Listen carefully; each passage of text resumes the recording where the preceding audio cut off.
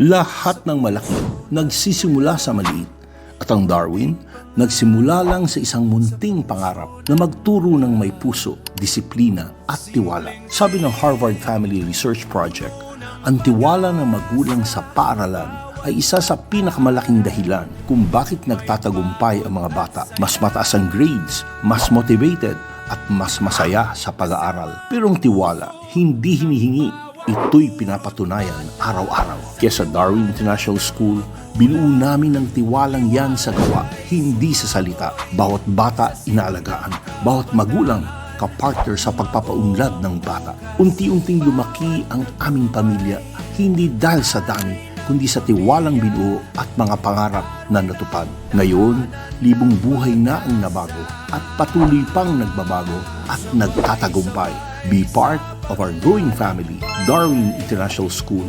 Lumaki sa tiwala, lumalago sa pagmamahal.